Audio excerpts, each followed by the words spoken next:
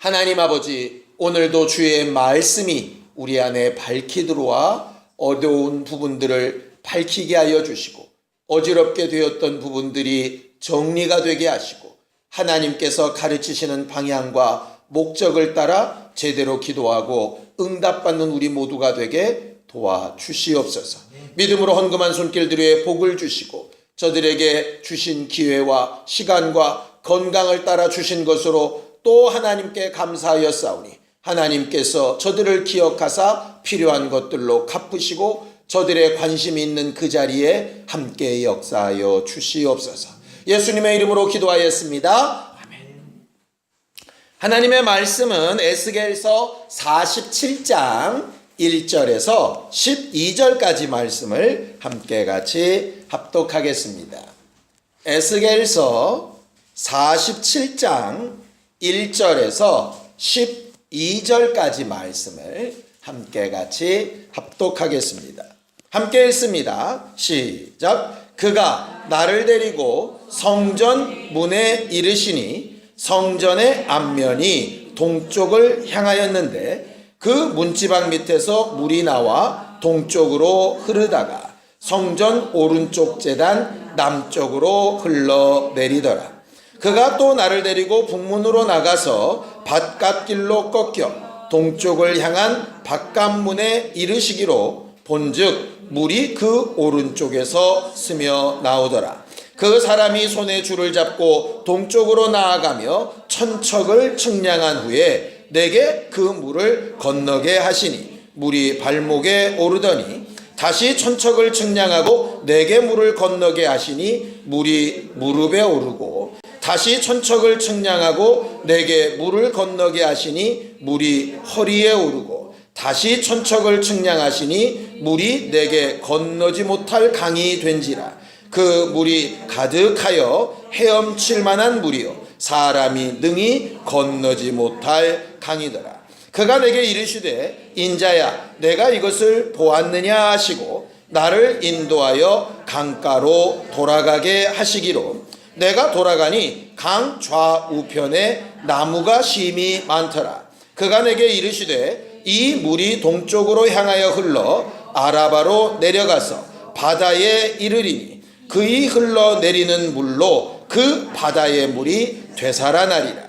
이 강물이 이르는 곳마다 번성하는 모든 생물이 살고 또 고기가 심이 많으리니 이 물이 흘러 들어가므로 바닷물이 되살아나겠고 이 강이 흐르는 각처에 모든 것이 살 것이며 또 이 강가에 어부가 설 것이니 엔게디에서부터 에네글라임까지 그물 치는 곳이 될 것이라. 그 고기가 각기 종류를 따라 큰 바다의 고기같이 심이 많으려니와 그 진펄과 개펄은 되살아나지 못하고 소금 땅이 될 것이며 강 좌우가에는 각종 먹을 과실나무가 자라서 그 잎이 시들지 아니하며 열매가 끊이지 아니하고 달마다 새 열매를 맺으리니 그 물이 성소를 통하여 나옴이라. 그 열매는 먹을 만하고 그 잎사귀는 약재료가 되리라. 아멘. 우리는 올 한 해 함께 지어져가는 성전이 되자라고 은혜를 나누고 있지요. 지난주 금요일 설교를 혹시 기억하시나요? 문지방 얘기가 나와서 힌트인데 다른 문지방, 다른 문설주 겹쳐있는 것들을 좀 제거해 내라.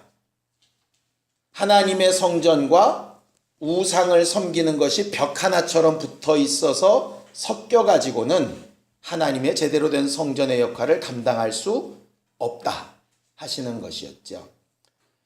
여러분들이 에스겔서를 계속 직접 읽어보시면 앞에는 이스라엘의 회복 예언을 하시다가 40장부터 46장까지는 성전 얘기를 한다고 말씀을 드렸습니다.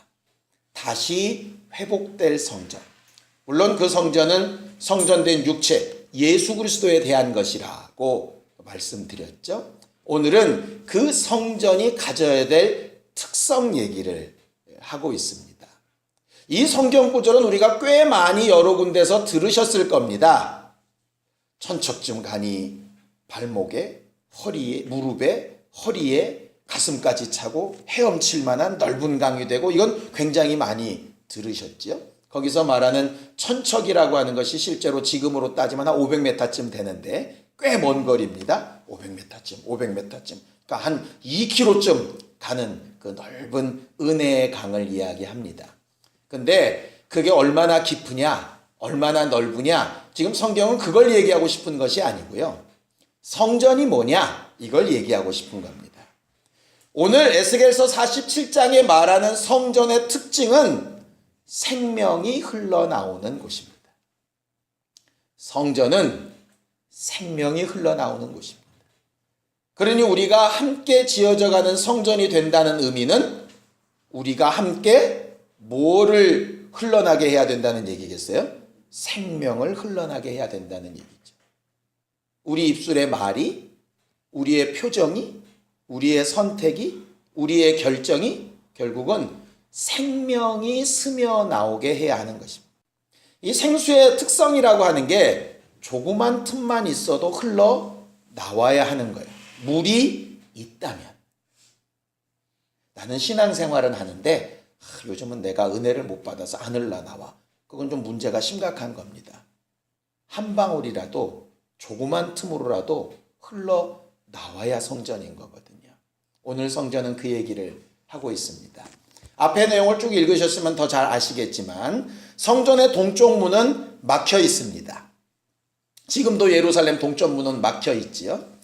물론 예수께서 그 길로 나가시고 죽으신 다음에 다시 오실 때까지 막힌다는 예언이지만 오늘 이 환상중에도 동쪽 문은 막혀 있습니다. 그래서 읽다 보니까 한 천사가 에스겔을 데리고 나가는데 북쪽 문으로 데리고 나가서 동쪽으로 이렇게 가는 얘기가 나오는 이유가 그것 때문이에요. 문제는 분명히 닫혔는데 뭐는 흘러나오느냐? 물은 흘러나오는 거예요. 하나님의 성전은 문이 닫혀있든 열려있든 막혀있든 간에 절대적으로 티가 나고 흘러나와야 될 건 생수의 강과 같은 생명은 흘러나와야 하는 거예요. 우상과 하나님의 성전의 차이가 뭘까? 바로 그 부분이에요. 흔히 성경은 얘기하죠. 우상을 가르쳐서 말도 못하고 듣지도 못하고 움직이지도 못하는 우상이라 이런 표현을 씁니다. 이게 뭔 얘기입니까? 말도 못하고 듣지도 못하고 움직이지도 못하면 죽은 거죠. 하나님의 성전은 뭐냐? 살아계신 하나님의 성전이라 이렇게 말하고 있어요. 자, 성경을 보죠. 자, 고린도후서 6장 16절입니다. 고린도후서 6장 16절입니다. 함께 읽겠습니다. 고린도후서 6장 16절입니다. 함께 읽죠. 시작. 하나님의 성전과 우상이 어찌 일치가 되리요? 우리는 살아계신 하나님의 성전이라. 이와 같이 하나님께서 이르시되 내가 그들 가운데 거하며 두루 행하여 나는 그들의 하나님이 되고 그들은 나의 백성이 되리라. 이렇게 되어 있죠. 하나님의 성전과 우상은 일치될 수 없다. 지난주 설교에 따르면 똑같이 보이는 문지방, 똑같이 보이는 문설주인데 분명히 차이가 난다. 어떤 게 성전의 문지방이고 어떤 게 성전의 문지방이 아닙니까? 생명이 흘러나오는 쪽이 성전의 문지방. 생명이 흘러나오지 않으면 아무리 화려하게 지어놨어도 성전의 문지방이 아니죠.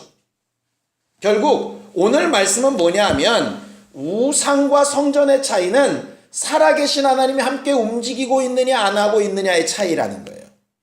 내 믿음이 우상을 섬기는 건지 하나님을 섬기는 건지 뭘로 알 수 있느냐? 생명이 나타나고 있으면 나는 살아있는 믿음의 사람이고요. 생명이 안 나타나고 있으면 겉모습은 굉장히 성전 같아도 실상은 성전이 아니란 얘기죠.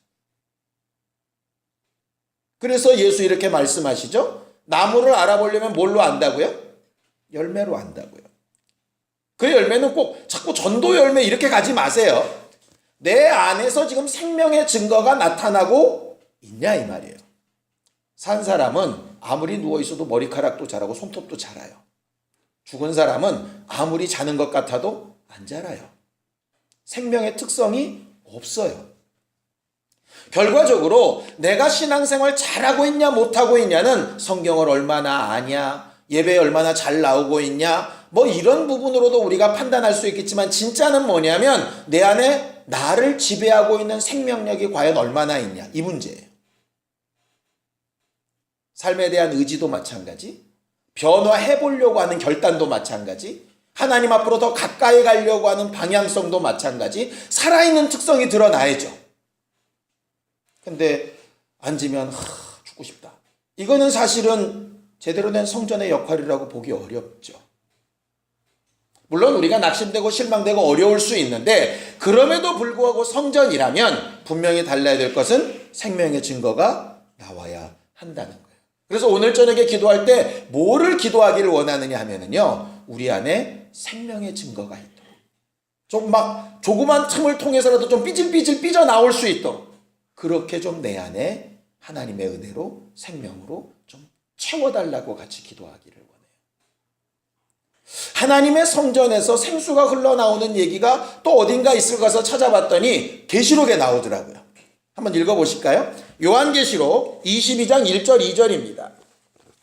요한계시록 22장 1절 2절입니다.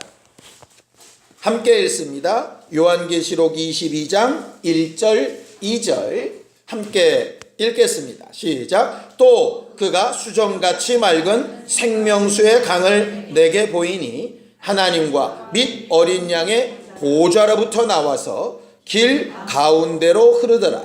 강 좌우에 생명나무가 있어 12가지 열매를 맺되 달마다 그 열매를 맺고 그 나무 잎사귀들은 만국을 치료하기 위하여 있더라. 어디서 본 듯한 구절이죠? 어디서 봤습니까? 방금 읽었던 에스겔서 47장 12절 말씀이 똑같이 말하죠. 에스겔이 본 환상과 요한이 본 환상이 똑같아요. 뭐만 다르냐? 요한이 본 건 하나님의 보좌에서 나오는 거고, 에스겔이 본 건 성전 문틈에서 나오는 거죠. 그러나 상황은 똑같아요. 과실이 맺히고 그 잎사귀까지도 치료하는 능력을 나타내는 것. 무슨 얘기냐면, 우리가 아까 우리 안에서 생명력이 좀 솟아나도록 기도합시다 이랬는데, 그 생명력은 지만 사는 생명력이 아니에요. 나무의 열매를 내고 그 이파리까지라도 다른 사람을 치료하여 내고, 나도 살고 남도 살리는 능력이 사실 성전이죠. 성전의 그래서 목표는 뭐냐 하면, 나도 살고 너도 살고 함께 살자는 거예요. 너 죽고 나 살자, 이건 성전이 아니에요. 성전은 나도 살고 나로 인하여 너도 살고, 그래서 주 예수를 믿으라, 너와 내 집까지, 예루살렘과 유대와 사마리아와 땅끝까지, 이렇게 되는 거예요. 생명의 증거는 계속 나타나야 하는 거죠. 물론 먼 데까지 나가서 선교하거나 그렇게 못할지라도 내 주변 환경 가운데서 생명의 기운이 어쨌든 나타나야 사실은 성전인 거예요. 예수가 내가 성전이다, 내 육체가 성전이다 하신 이유가 뭡니까? 예수를 만났던 사람은 다 살았어요. 죽은 지 나흘이나 됐던 나사로도 살았고요, 문둥병자도 살았고, 간음하다 잡힌 여자도 살았고, 굶어 죽어가던 자도 살았고, 살았어요. 어쨌든 살아요. 결과적으로 예수가 성전의 특징 되신 것은 살리는 일이었죠. 결국 우리도 뭐 해야 되는 사람이냐면 살리는 일 해야 되는 거예요. 나로 인해서 누군가 시험 들었다, 그 순간만큼은 성전이 아닌 거예요. 나로 인해서 누가 낙심되거나 실족해서 넘어졌다, 그 순간만큼은 성전이 아닌 거예요.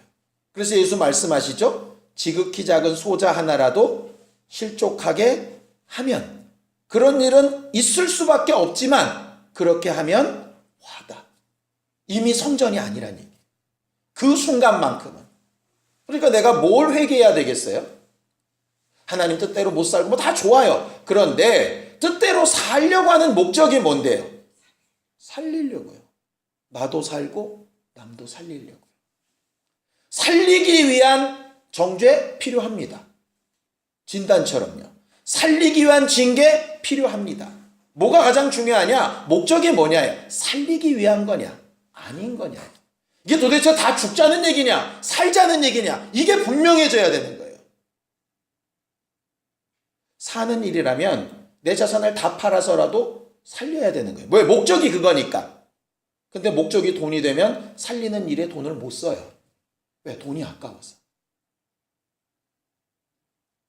결국 하나님께서 가장 기뻐하시고 원하시는 것은 살리는 일이에요. 너도 살고 네 아내도 살고 네 남편도 살고 애들도 살고 주변 사람들도 살리라는 거예요. 그게 성전의 일이에요.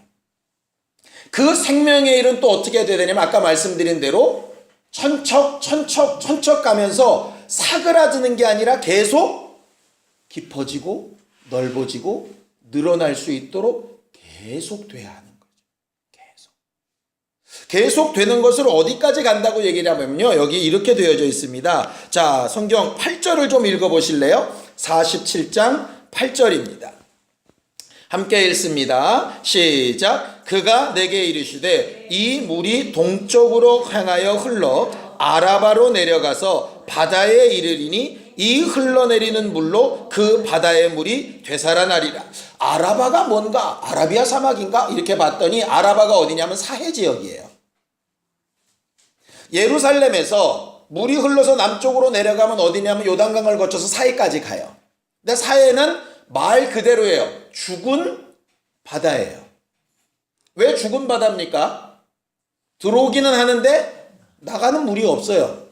그러다 보니까 원래는 넘쳐야 되는데 증발이 돼버려. 그래서 넘치지는 않고 받은 만큼 수분은 날아가고 염분은 남으니까 계속 짜져가지고 그래서 거기는 둥둥 떠서 책을 읽는다면서요. 안 가봐서 저도 몰라요. 한번 가봅시다. 수영복 입고. 어쨌든 그런데 여기서 말하는 그 아라바 바다가 하나님의 성전으로부터 나오는 은혜가 충만하게 들어오면 증발되는 것보다 흘러 들어가는 게 더 많아서 그 물이 어디까지 이르냐? 바다까지 이르는 거예요. 그래서 그 물이 살아나게 되는 거예요. 무슨 얘기냐면 이 얘기죠. 사해바다처럼 이미 심령이 다 죽어버렸어도 넘치는 생명수가 막 흘러 넘쳐서 그를 아주 증발되고 사그라들고 꿀꺽꿀꺽 삼키는 것 이상으로 넘쳐버리면 그걸 뚫고 넘어가서 그 바다를 아예 살려버리는 거예요. 예수께서 원하셨던 생명력이 바로 그런 거예요. 저 사람은 성질이 못돼서 안 돼. 저 사람 과거부터 살펴봤는데 어쩔 수 없어. 저 사람은 살아온 환경이 이래서 안 돼. 우리는 그렇게 멈추거든요. 마치 사해바다는 이 땅에서 가장 낮은 곳이라 더 이상 그 밑으로 흘러내려갈 데가 없어. 이렇게 생각하는 것처럼. 그러나 물이 창일하게 뒤집어 엎어버리면 그 사해바다까지도 뒤집어 살아나게 되는 거죠. 거기서 물고기를 잡고 어부들이 생기고 거기서도 열매를 구할 수 있도록 하나님이 하시겠다는 거예요. 그러니까 뭘 구해야 될까요? 저 사람은 이래서 안 돼. 저 사람은 저래서 안 돼. 나는 이래서 안 돼. 내 형편은 이래서 안 돼. 이렇게 말할 게 아니라 이 모든 형편, 누가 봐도 안 되는 이 형편을 덮어 흐를 수 있는 생수만 있으면, 그렇게 공급되는 은혜만 있으면 결국 그 죽은 바다가 산바다로 바뀐다는 말이에요. 사막의 강이 왜 못 흐르죠? 이사야서에 보면 사막에 샘이 넘쳐 흐리리라, 사막에 강이 나고 뭐 이런 얘기가 있잖아요. 사막에 원래는 왜 강이 못 흐르죠? 유입되는 물보다 증발되고 모래 밑으로 빠지는 양이 많으니까 결국은 강이 못 흐르죠. 그럼 증발되고 빠지는 양보다 더 많이 흘러내리면 어떻게 될까요? 그러니까 사막에도 어느 순간에 우기 때 강이 생기죠. 결국 그 내용이에요. 사람들은 이것은 모래 땅이라 빠져서 안 돼. 여기는 햇빛이 쨍쨍해서 증발돼서 안 돼. 이렇게 얘기하는데 하나님의 방법은 간단해요. 모래밭을 콘크리트 치는 것도 아니고요. 햇빛을 가리는 것도 아니에요. 빠져나가려면 나가고 증발하려면 증발해. 뭐만 더 크면 되는 거예요? 은혜만 더 크면 되는 거예요. 그러니까 우리가 기도해야 될 것은 가장 중요한 게 뭐냐면요. 주의 은혜가 내가 빼먹고 잊어버리고 증발시키고 상처받은 그 상으로 줄줄 새고 뭐 상관없이 그걸 덮을 만큼 와버리면 되는 거예요. 결국 문제가 뭐냐? 상황이 안 좋아서 상대되는 사람이 문제라서 과거의 어떤 상처 때문에 그럴 수 있어요. 그게 나쁘거나 틀렸다는 얘기가 아니에요. 그런데 진짜 문제는 그 모든 것을 덮어버릴 만한 생명과 은혜가 없어서가 정답이에요.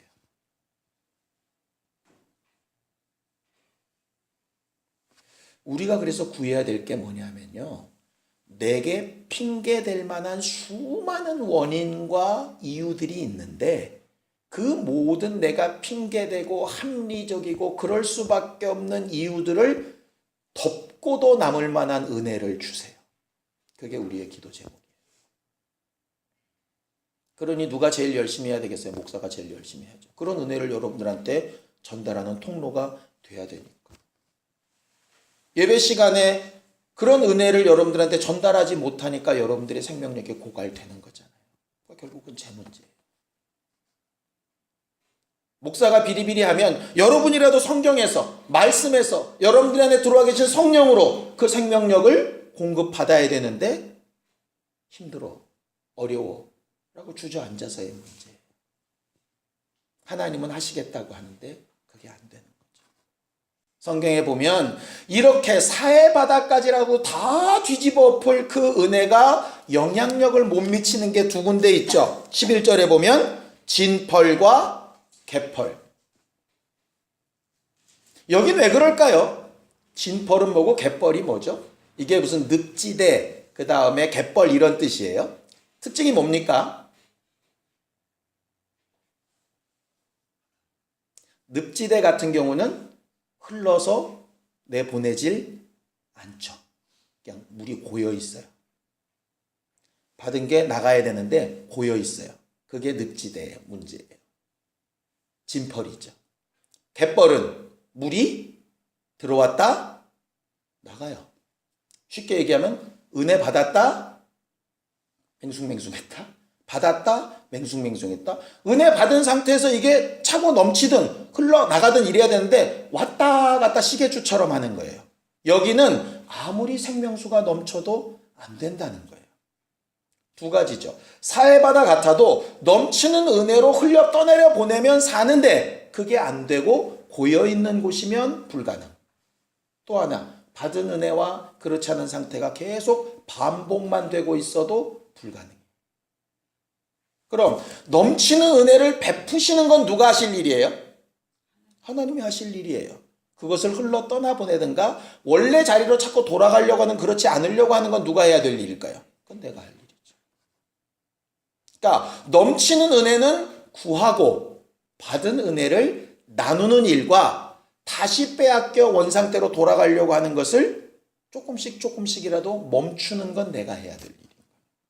기도하고 그래서 순종해야 하는 거죠. 이렇게 흘러나는 생수의 강을 성경은 성령이라고 예수께서 말씀을 하시죠. 성전에 생수의 강이 흘러나오는 이 얘기를 읽다가 갑자기 성전의 기능 두 가지가 생각이 났어요. 성전의 기능 두 가지는 뭐냐면요. 하나는 들어가면서 하는 일과 하나는 나오면서 하는 일이에요. 성전으로 들어가면서는 뭐 합니까? 죄를 지은 사람이 예물을 질질 하나 끌고 문 앞에 갑니다. 그래서 제물을 잡죠. 번제단에 올리고 피를 물두멍에 씻고 성소 안에 들어가서 뿌리고 그리고 용서를 받습니다. 그게 들어가면서 하는 일이에요.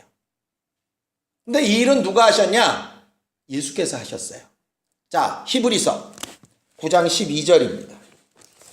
히브리서 9장 12절입니다.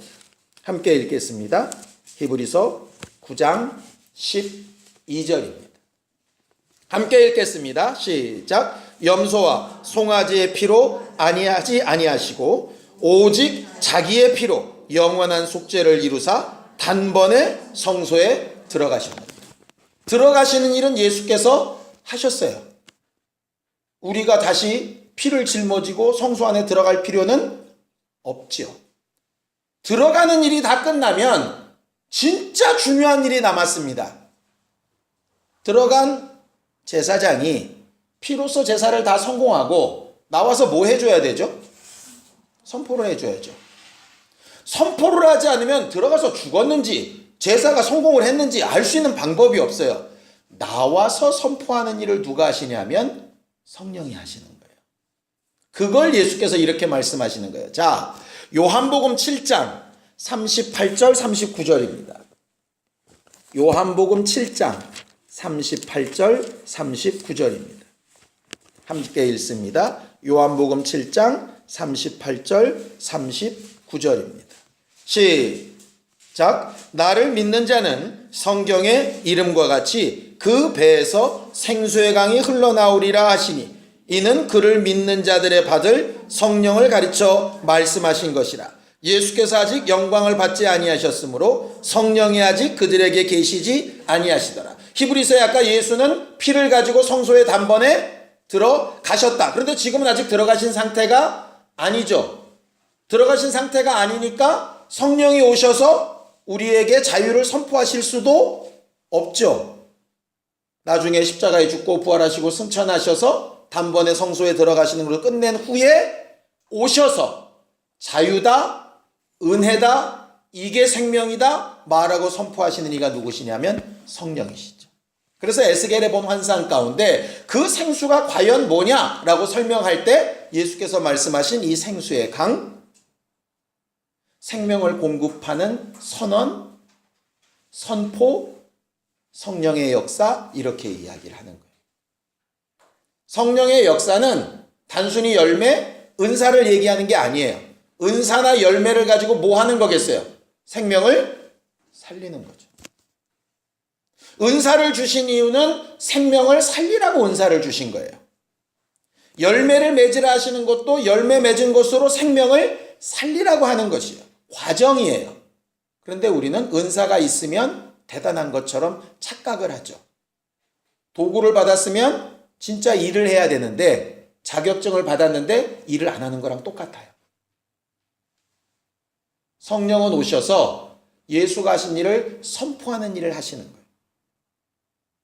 결국 성전이 해야 될 일, 천척을 가면서 점점 더 깊어지고 넓어지고 좌우에 열매를 맺추고 치료제가 되는 그 일, 결국 누가 하셔야 될 일이냐면 성령이 하셔야 될 일이거든요.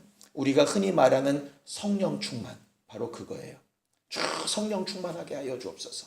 결국 뭐냐면 내 모든 이유와 조건과 핑계를 뒤엎을 만한 은혜, 그 은혜를 공급하시고 알게 하시고 체험하게 하시는 이가 성령. 그것을 가지고 흘러 떠내려 보내며 선포하며 성령이 하시는 일을 같이 하는 그 일에 힘을 주시고 일하게 하시는 분도 성령이에요. 그런데 지금까지 은혜로 받은 것, 응답으로 받은 것 계속 흘러 넘치듯이 막 나가고 있습니까? 아니면 과거의 어느 때 고였던 물처럼 그때 어느 시절에 그랬다가 있습니까?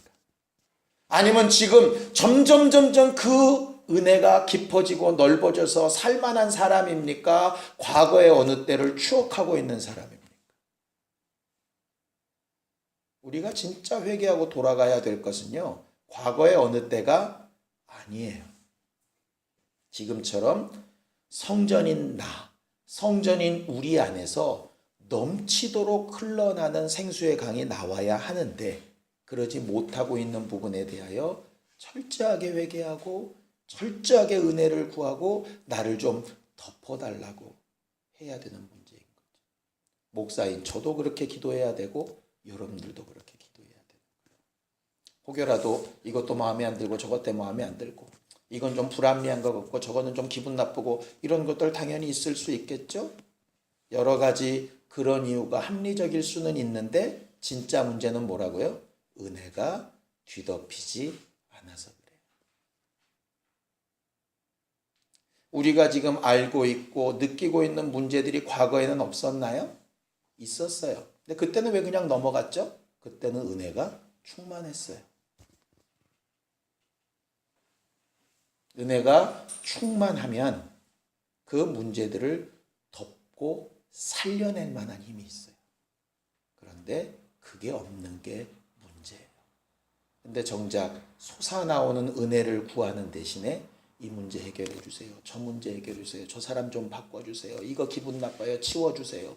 백날 얘기해 봐야 은혜가 갈급한 것에는 아무 해결이 날 수가 없게 되는 거죠. 말씀을 준비하면서 어떤 문제가 내 안에 있을까 고민하다가 결국은 이 문제인가 보다. 내게서 한 걸음 한 걸음 떨어질수록 더 깊고 더 넓고 더 제대로 된 은혜가 막 여러분들에게 영향력을 미치면 여러분들이 정말 신앙생활 기쁘고 행복하고 즐겁고 살맛나게 할 텐데 그렇지 못하는 이유는 내게서 은혜가 고갈되어 있는 부분 아닌가? 흘러나긴 나는데 여러분들에게서 스쳐나가고 증발되는 것을 감당하지 못하는 그냥 적은 수준으로 나가고 있는 거 아닌가? 이런 생각이 들게 되어졌어요.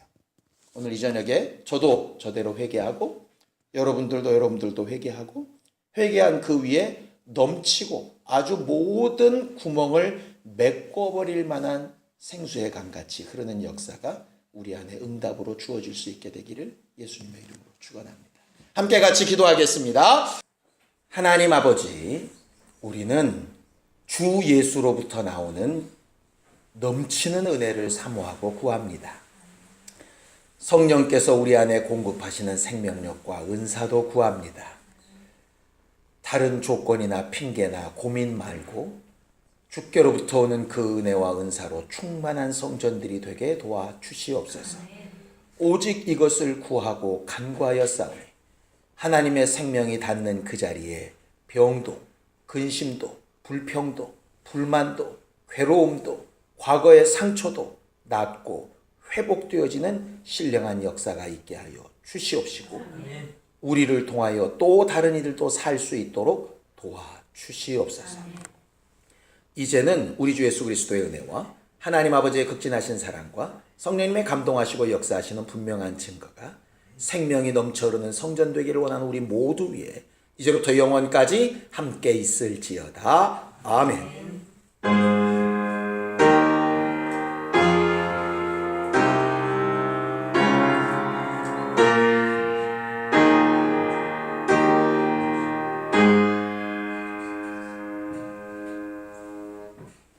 우리 기도 들으신 하나님 앞에 감사 막송 내겠습니다. 수고하셨습니다. 감사합니다.